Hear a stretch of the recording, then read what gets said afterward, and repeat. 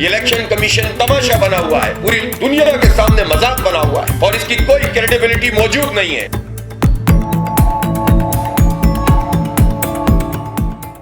پاکستان میں الیکشن کے بعد ایک مرتبہ پھر کرپشن اور دھاندلی کا شور شرابہ ہے۔ ملک کی 75 سالہ تاریخ سے سیاسی جماعتوں نے سبق لیا اور نہ ہی مقتدر حلقوں نے۔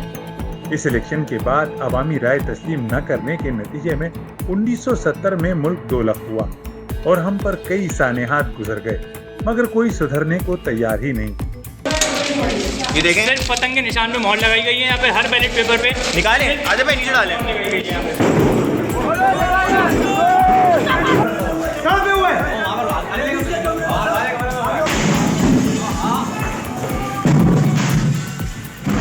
جمہوری نظام جس میں عوامی رائے کو سب سے زیادہ اہمیت حاصل ہوتی ہے، مگر افسوس کہ اس بار بھی نتائج اس کے برخلاف ہی برآمد ہوئے اور یہ بات پوری طرح شدت سے سامنے آئی کہ حکومت بن نہیں رہی بلکہ بنائی جا رہی ہے۔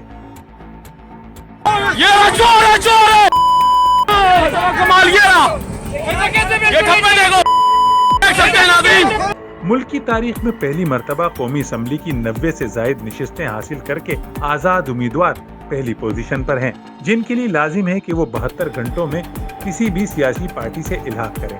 یہ کیفیت خود ایک سیاسی منڈی لگانے کے مترادف ہے۔ اس سارے نظام میں الیکشن کمیشن کا کردار محض ایک تماشائی کا سا دکھائی دیا ہے۔ پورے ملک کے ساتھ سندھ اور خصوصاً ملک کی شہرت کراچی میں جو کچھ ہوا وہ کسی سے ڈھکا چھپا نہیں۔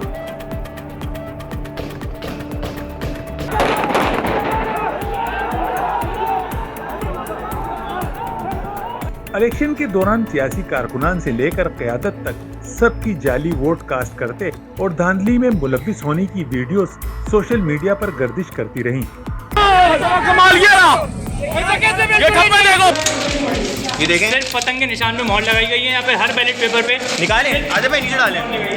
NH-232 مووی بناؤں کی جی مووی بناؤں کی وہ کہہ رہے ہیں آپ سے پوچھیں، ہم کہہ رہے ہیں وہ سے پوچھیں، میں آپ کو بھی ہونا تو یہ چاہیے تھا کہ اس بنیاد پر ایسی پارٹی اور نمائندوں کے خلاف ایکشن لیا جاتا، مگر غیر یقینی طور پر انہیں سبقت حاصل ہوئی۔ جس سیاسی پارٹی کے صوبائی امیدواروں کو 5-5 ہزار ووٹ ملے، اس حلقے سے اسی پارٹی کے قومی اسمبلی کے امیدوار کو 28,000 ووٹ کا ملنا ناقابل یقین ہے۔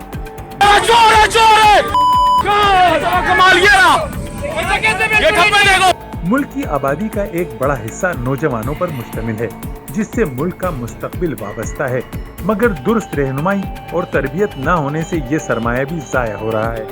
اب سوال یہ اٹھتا ہے کہ ایسی دھاندلی کی صورت میں بننے والی حکومت سے عوام کیا توقعات رکھ سکتے ہیں؟ کیا ایسے لوگ ملک کی تعمیر و ترقی میں کوئی کردار ادا کریں گے؟ کرپشن سے لتھڑی دھاندلی زدہ نمائندوں کی خرید و فروخت اور کھینچا تانی کی صورت میں اقتدار حاصل کرنے والوں سے عوام کی فلاح و بہبود اور ملک کی ترقی کی امید لگانا نابینا سے رہنمائی طلب کرنے کے مترادف ہے۔ امید ہے آپ کو یہ رپورٹ پسند آئی ہوگی۔ اس حوالے سے اپنی رائے کا اظہار کمنٹ سیکشن میں ضرور کریں اور مزید ایسی ویڈیوز کے لیے چینل کو سبسکرائب کرنا نہ بھولیں۔